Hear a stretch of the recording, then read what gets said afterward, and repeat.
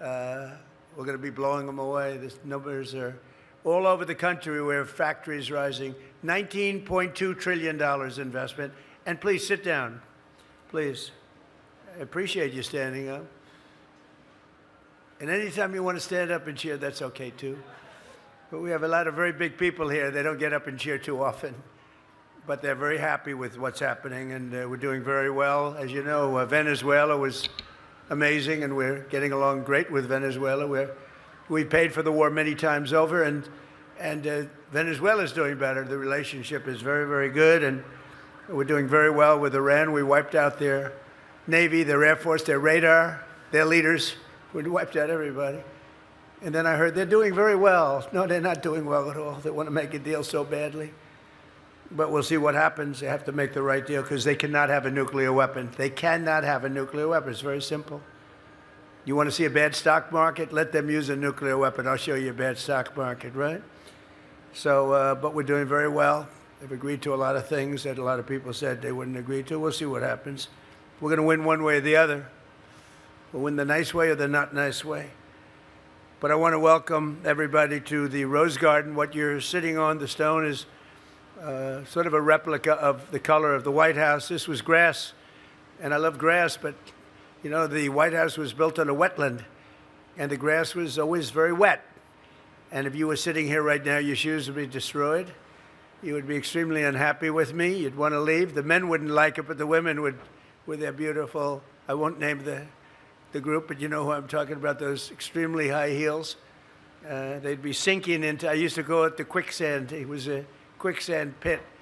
So we've redone it. We built the Presidential Walk of Fame, which starts with George Washington and goes all the way up to Trump.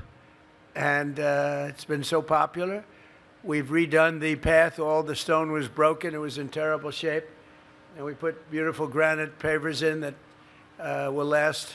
They said it has a million-year life. They go a million-year plus. They rate stone, you know, 35,000 pounds per square inch. So think of it. Nature makes a stone far greater than we can. There's no stone that we can make. There's no concrete or mix that we can make that's 35,000 pounds per square inch. But it's gotten rave reviews. I don't know if anybody's up and seen it, but this is the walk to the Oval Office and walk to the West Wing. And so we've done a job, and we've taken about 150 years of paint off of the columns and redid them. They were in very bad shape. You know, when you have 150 coats of paint on something, it's not good. You're supposed to, what they call, strip it. I don't use a word like that too easily. I will tell you, in construction, if you don't strip the paint off, it gets worse and worse and worse, and it was looking bad. You couldn't even see the details of what was up here. We very carefully stripped it. Now we're doing it. You notice the scaffolding on the front of the White House we're doing. A lot of love is being put in the White House because, frankly, it was treated very badly by a lot of presidents, had no idea.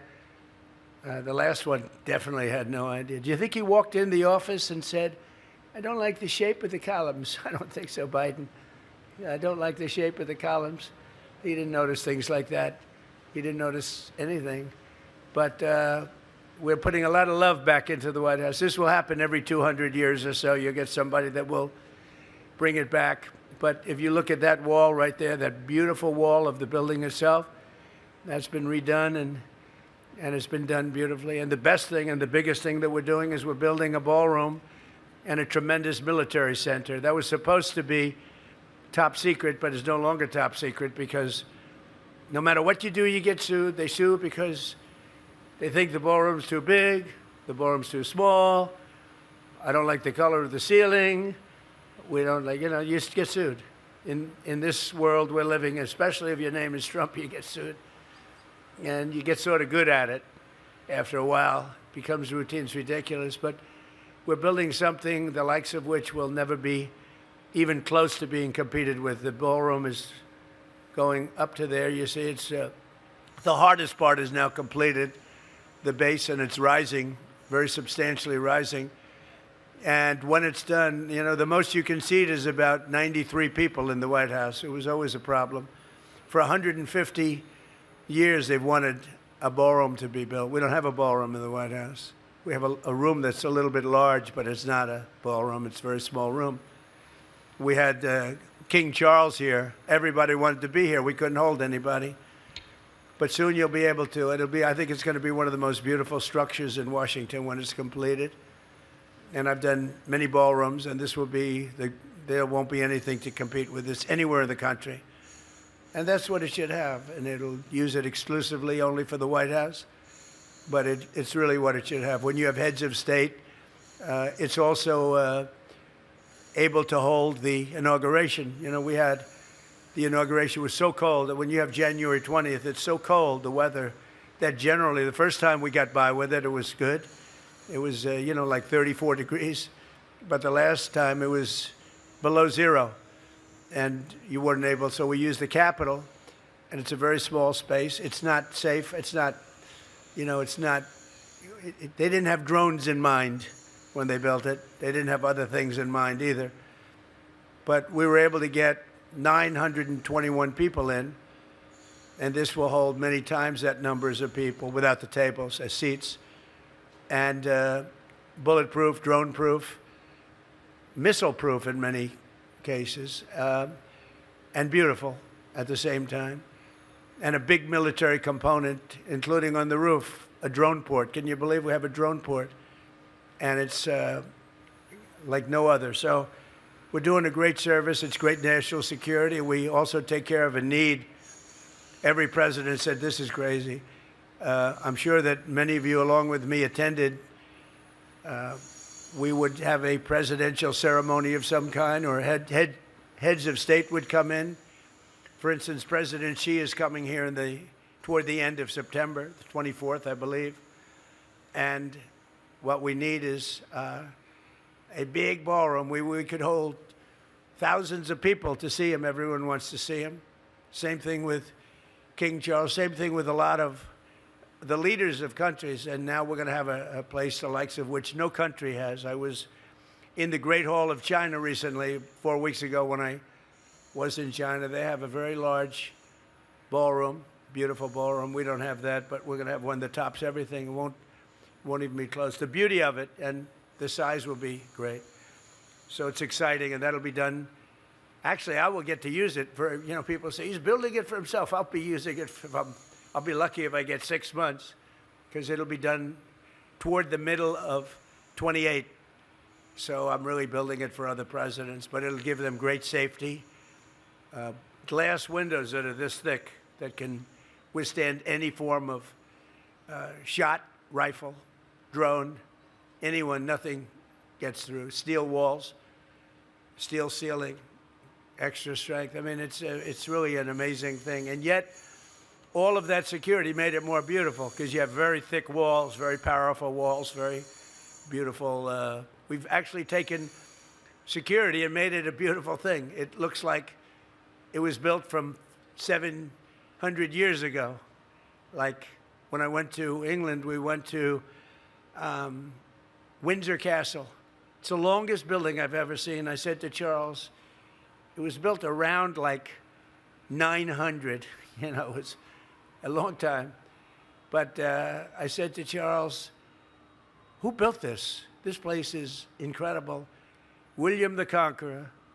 I said, oh, William the Conqueror. Was he a nice man? Charles said, no, he was extremely strong and very tough. I said, I figure with the name William the Conqueror, I would think, what do you think? I think he'd be tough, Michael. What do you think? I said, we have to come up with a good name for you, Charles. Maybe Charles the Conqueror. No, please. But William the Conqueror built a great building. But we are building one that's going to top them all, and it's going to be beautiful. It's gotten great architectural reviews.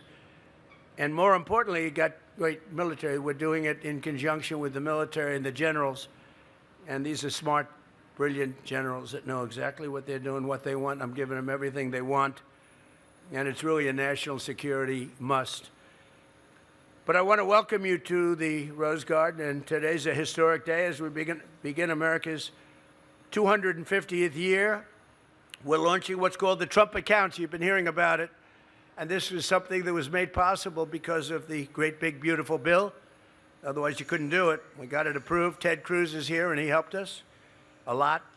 And I want to thank you, Ted. And to ensure that every American child is born with a head start and a fair shot at the American dream, because by the time they're 18, they could have a lot of money. They go up with the market. Think what would have happened if we invested $1,000 in an account, even Brad and Mike, Susan, if we invested $1,000 in an account a year ago. It's like would have doubled. And because the market, we're riding the hottest stock market in history. 81 days, I've been here 1.5 years. Think of it, 81 days we hit record highs, including today. A lot of you Wall Street guys, I see Larry and I see some of the biggest guys in Wall Street, David, Goldman Sachs, Blackstone, BlackRock, they're all here. And think of it, I'm making them all geniuses. Every one of them is a genius. Is anybody doing poorly? If you are, I guess you have a couple of guys that went short. Those poor bastards, I mean, they're in big trouble. They're being wiped out, the short guys. I never like short guys because they're betting against the country, so that's okay. But earlier this morning, many of you joined me in the Oval Office for the ringing of the opening bell, and something happened that was incredible. Never happened before. We had the New York Stock Exchange and NASDAQ, the top of both. These are great people, but they never did a bell and opening together. This is the first time. And there's the bell right there. And I said, it's so beautiful. I'm not giving it back. I don't know if it's supposed to go back, but they're going to have to fight like hell to get it back. We're not giving it back. Do you understand that, Scott? Don't let it leave. It's so beautiful. But that's the bell we rang. And that's where the New York Stock Exchange and NASDAQ came together, the leadership, brilliant people.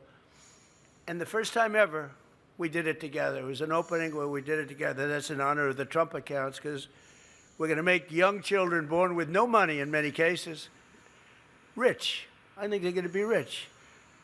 But I want to thank Secretary of the Treasury Scott Bessent, Chairman of the SEC. These are really tremendous people.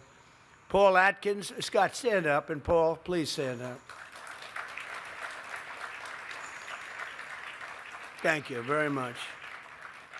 Director of the National Economic Council, Kevin Hassett, who's so great. Everybody loves him. Stand up, Kevin.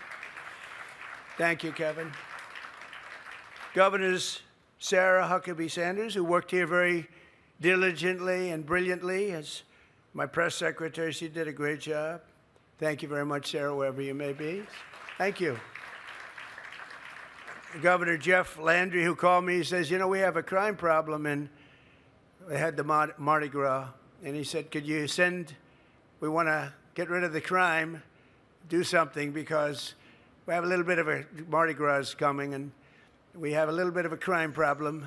And I think you say it was the safest, where's Jeff? The safest that they've ever had. Is that right? Right? In New Orleans, he said it was the best they ever had, the safest. And the city crime is down 81%. I wish Chicago would call me. If Chicago would call me, I would wipe out crime so fast, would remove the hardcore criminals like I did in Washington, D.C., in Memphis, and in New Orleans. We were not just a question of, you know, we're going to have big, strong soldiers. That's the least of, well, it's very important. But we removed in your place, you know, 2,900 career criminals. Many of them came through the Biden administration's stupid open border policy. They poured in. And I just want to give a little extra thing. Thanks a lot, Jeff. You're doing a fantastic job. And I'm glad you called, but he called me up 2 days ago, and he said, we just had the lowest crime numbers we've had in 50 years, 5-0. And we haven't even finished the job, but they're down like 87, 85%. You'll be down to 90, 95%. But we removed the criminals. We took them out. We're not letting them stay because they're criminals, and they'll... You know, a great stat that I love, 91% of the crime in cities is caused by 2% of the people. I love that because you can handle that. You can get rid of the 2%. If it was caused by 91%, you got a problem. But 91% of the crime in Washington, D.C., as an example, was caused by 2.1% of the population. These are many career criminals, sick people, mental problems, but 2.1% in the case of Washington. And we removed from Washington, D.C., 4,212 people, permanently removed. Many of them were brought back to their countries. Some were put in jail. Many were wanted. We had murderers. So we've taken Washington, D.C. crime, we brought it down 91%. And it's considered now one of the safest cities. We're going to do better than the 91 because 9% is even too much. But we're going to bring it back to almost nothing. The only thing we have a hard time stopping is a crime of passion. Do you know what that is, anybody? Was anybody in? This is a group that probably knows something about crimes of passion. But the crimes of passion we can't do much about. It's just one of those things. But we have, Washington is way down. We worked well with the mayor's office. The National Guard and our military was unbelievable. And in Washington, restaurants were closing. Nobody wanted to eat at restaurants. It was a disaster. When I first came, it was they were losing 3 people a week to murder. Can you imagine? 150 people. And I said, wow. And we really put it into gear. And now we don't have murders. I mean, you have, I guess, but not much. And people are safe. And restaurants are thriving. You can't get, if you're an entrepreneur or restaurateur, you can't get a restaurant. There's nothing available. The restaurants are packed. They used to go in and rob the restaurants. They'd, you know, you'd feel safe in a restaurant. It was like the old Wild West. They'd say, stick 'em up, give me your money. The whole restaurant is handing them money. And now if that ever happened, those people would be in deep trouble, deep, deep. We hit them very hard. And we have tremendous military people involved, and they do the trick. And that's what happened with Jeff, with Louisiana. That's what's happened with Memphis, Tennessee, where the governor also called me. He said, Memphis, I mean, FedEx was going to move. And now they called me the other day. They said, you've made it a safe city. I've never seen. People have never seen anything like it. Washington, D.C., every day somebody says thank you. I know immediately what they're saying. Young women that walk to work at White House, they used to take Uber, and they felt unsafe because the Uber car was robbed. And dangerous. They'd shoot people. That doesn't happen anymore. The girls are working to work, and the young guys are walking to work, and the older guys, if they can walk, they walk. Half of them can't walk because they made too much money. A lot of these guys here, they can't walk, but they're rich as hell. But it's such a tribute. And I just wish that I'd get a call from the governor of Illinois, as an example, or the mayor of Chicago. Sir, they've had a horrible 3 weeks, by the way. Many people shot, many people killed, and they just don't want to call. They have to call. All they have to do is say, sir, we need help. I'll straighten it out so fast. San Francisco, I wish they'd call.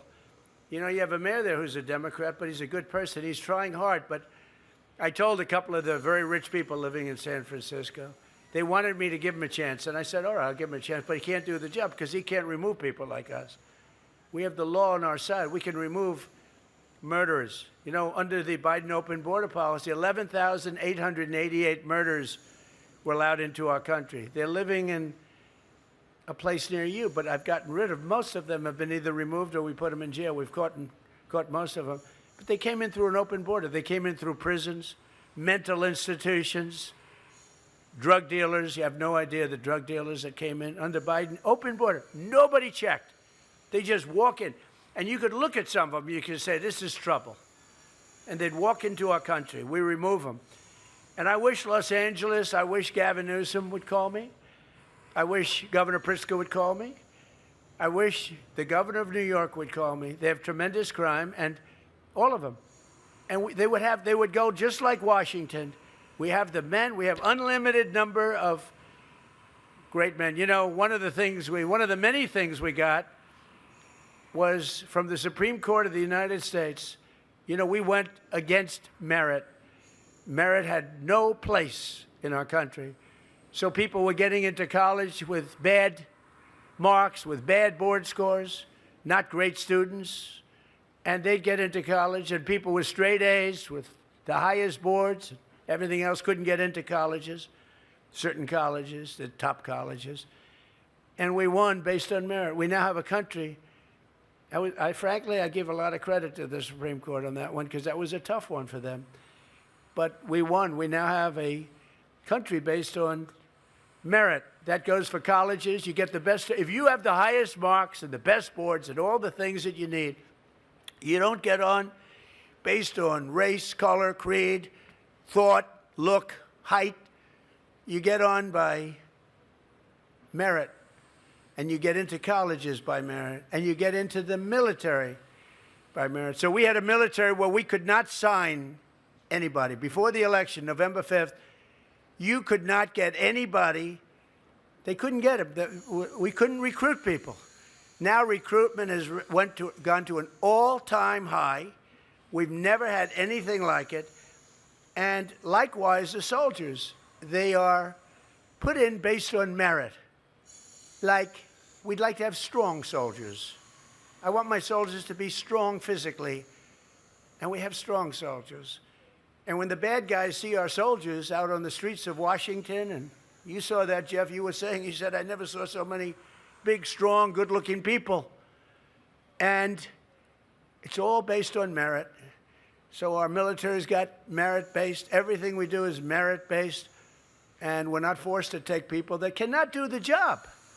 And I tell you what, that was not an easy decision to make, as you can understand. But that's the way our country grew. We grew based on merit. We didn't grow based on, you got to have XXX and X. So I want to thank all of these people that have been so good. And I want to thank Jeff Landry because you've been a great governor. Thank you, Jeff. I was very honored to have endorsed you. And you avoided primaries, you avoided runoffs, you avoided everything, and you deserve it.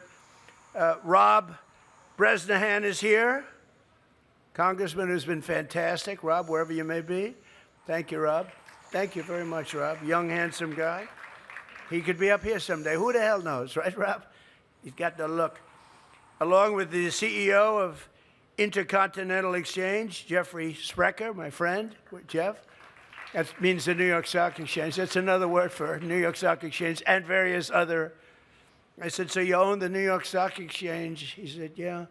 I said, what else? He said he owns numerous exchanges, and I was very proud to see them together today with NASDAQ. But Jeff is great, and he's married to a person who's doing a phenomenal job at the SBA, small business. Nikki Minaj, who's so incredible. They call it small business, Nikki, but when you add it up, it's bigger than any bank probably in the world, right? I don't know. Larry, it's right up there. It's not small business. But she's done fantastically, and I appreciate it. The president, Lynn Martin, NASDAQ, and chair and CEO, Adina is here. So you have Lynn and you have Adina, and they fight each other a little bit. I don't know. Do you fight? Where are you? Do you fight? Not too much, right? Boy, you've never gotten along so well. I think there will be no merger, however. I'm going to talk to Paul. Paul, don't let them merge, please. We need all the competition we can get. That's all we need. We get out of this a merger of NASDAQ and the New York. We will not allow that to happen, right, Paul? Also, President Nelson Griggs, you're here someplace, Nelson? Where are you? You've been great. Thank you. It's good to have you. I love the scene of the four of them. The four of them, and the bell is right in the middle. And I happened to be in that picture, but I got out because I wanted to have the picture of the four of them. It never happened before. We also have a woman that is so respected and so hot and so great and such a great friend of, I don't say conservative, I say of common sense. She's not conservative or liberal or, as they say now, progressive. Liberal became so tarnished, but now it's communist. They say social democrats. No, social democrat is a communist, all right, just so you know. There's no, if you look at the people that are running, it's crazy what they're doing. But we'll never let that happen to this country. It can't happen to the country. There's no appetite for it, especially since we've literally now, you're going to see numbers coming out over the next 6 months, I think, that nobody will have ever seen before. But she's a fantastic person, and she's a woman that's respected by everybody, and she's got real talent. Nicki Minaj. Nicki, stand up, please. He's such a great person, respected by everybody. Today, 38% of Americans do not own stock, yet we have set 73 all-time records. It's now 82 They're a little bit late with their notes. With Trump accounts, every newborn child will be invested in the stock market. So they're going to be watching. You know, they'll be the next Larry Fink. They'll be the next chairman of Goldman Sachs. They'll take David's place. David will be very concerned about this. He's not going to like it. But they're going to be invested in our country. And it's going to be something. Every newborn child will be in the stock market. And one day you'll see what happens. And if we have good markets, if we have smart presidents, if we have people that know what they're doing, like Scott and all of the people that are that work so hard, all of these children, so many of these children are going to be involved with the Trump account. They're going to watch their account grow. They're going to watch the country grow. They're going to be reading the newspapers. They'll want to go to the financial pages. But parents have to go to trumpaccounts.gov. And many, many people are investing in this, and not for themselves. They're putting money in. As an example, Michael Dell and Susan Dell invested $6.25 billion. Think of it. Not everybody has to do quite that much. And I'm going to wait a little period of time, then I'll see him again. I'll say, well, how about doubling it up? You know. But then he can do it, too. Amazing story. He started off making computers on his bed at a dorm. And I won't ask you which college. Where did you go to college? University of Texas in Austin. Oh, that's a good one, huh? University of Texas. That's a good one. It's great. We love the state. But I want to really give you a special shout out because of what you've done. You was right from the beginning, they were involved with Brad, and you guys are very special. So I want to thank you and Susan. I want to also tell you that Brad is investing $250 to the accounts of all children under 5 in his home state of Indiana, and that $250 is going to grow very rapidly. That's a lot of money. The head of Micron, a friend of mine, CEO Sanjay Mehrotra, who last week announced that Micron will be making a $250 million investment in the Trump accounts. And I didn't name that account. So it was a whole group of people got together. What's the best name for it? And they came to me and they said, what is this all about? And as soon as I heard it, I said, this is going to really work. And it really has. We're setting records with it. And it's just really now opening the complexity. And Scott, you're going to get this open really fast. We've got to do that really, really fast. Get it. It's just about complete. And we had some tremendous people working on it, but made possible by the provisions that we put in the Great Big Beautiful Bill. And I made reference today that Australia has a thing going that's very good. It's really worked out very well. We have good respect for Australia, and that has to do with people that are working people. And it's something that also puts them in much better shape when they're retirement age. So we're going to do that. We're looking at that very strongly. We're going to be taking that, and we're going to be maybe making it a little bit sharper, a little bit even better, but we're going to be doing that. And Scott, you're working on that immediately, right? You and the whole group, Howard, everybody. But already more than 6 million Americans have signed up for Trump accounts, and we've just started, many of which are receiving a one-time seed contribution of $1,000. So these are children, in many cases, extremely poor children, and they're starting off with $1,000, and then it goes up. And it comes out of the United States Treasury with contributions from parents, employees, churches, or generous Americans like these that we're gathered with. We have so many people here that have contributed a lot of money. And I just thought it would be so appropriate to have our first meeting at the Oval Office.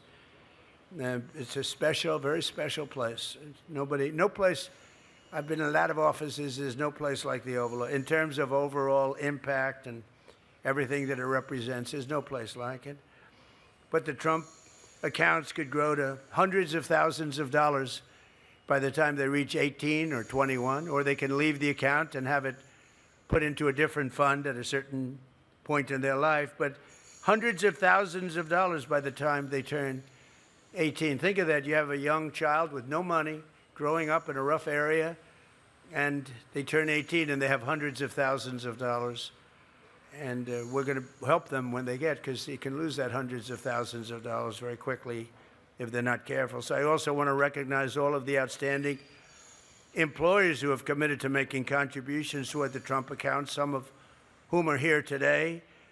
And in some cases, they're adding them to the employee benefit packages, including Uber, Wells Fargo, Goldman Sachs, Visa, Robinhood, MasterCard, Intel, IBM, AMD, Rusk Industries, and Steak and Shake, and many others are here, but too many to name, but it's really caught on.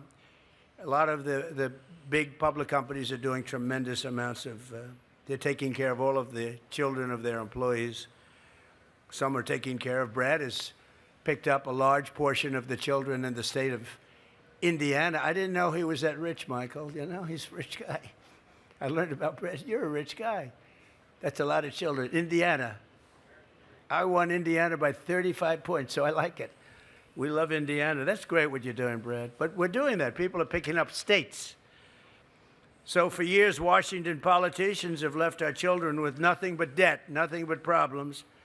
Now, with the help of so many of you here today, we're jumpstarting financial freedom for young Americans and helping them to build the future they deserve. And also, there's tremendous, by the way, there's tremendous tax benefit to doing this. You know, sometimes you don't like saying that because it's a nasty word, but there's tremendous tax benefit. And perhaps there's some people that are okay with that, but it doesn't make any difference. There's a great tax benefit. And also for the children, there's a tremendous tax benefit. There is no tax, it's called. I don't know if we can complain. Ted, will anybody sue us because we're giving children a form of tax assistance? You think we'll be sued? Yeah, I think so. Somebody will sue. They'll say, you are giving advantage to a young person who just got $1,000. But you never know, but I doubt it. With us today is Kensley Reedwin, a rising sixth grader, very smart and a budding entrepreneur.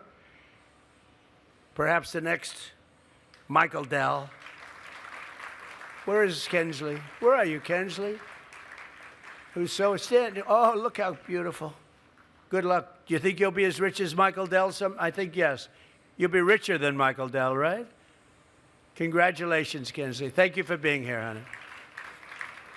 But Kensley's been investing her earnings into a 401k. By the way, 401ks are up like 49% in the last 7 or 8 months. And everybody likes me that has a 401k because it's the biggest rise, last year and a half, biggest rise in history. So, you know, a lot of people have become rich by having their 401k. And Kensley, thank you very much. I heard you're doing fantastically well investing your money into a 401k, but now she'll be contributing to her very own Trump account, and that's going to even be better. So we're going to watch you all the way up. We're going to watch you go up that ladder, Kensley, okay? We'll be watching. So just in closing, it's so great to have you here. A place that we were never able to use because of the conditions of the soil. And now it's become the hottest place there is probably in the country. Every time we have an event at the Rose Garden, everyone just says, yes, we want to go. And you're going to love the food made by the military and the White House staff. And it's an honor to have everybody. But I want to just thank so many minds went into this. Not easy. And Scott's going to work overtime to get the final little touches done so it really kicks in even faster because we're setting records. The numbers are incredible. But we want to get it finished so everyone can fill out their and finalize their account, Scott, you and the people. But you've done a great job. And again, thank you all very much. Have a good lunch. Should we put on a little music? Yes? This way you don't have to talk to each other. You just have to listen to music. So we're going to put on a little music, the Trump playlist, okay? And we'll have a little fun. Again, thank you all. This is really a very, I think, a historic moment in a sense, but it's going to be really great. Thank you very much, everybody. Thank you.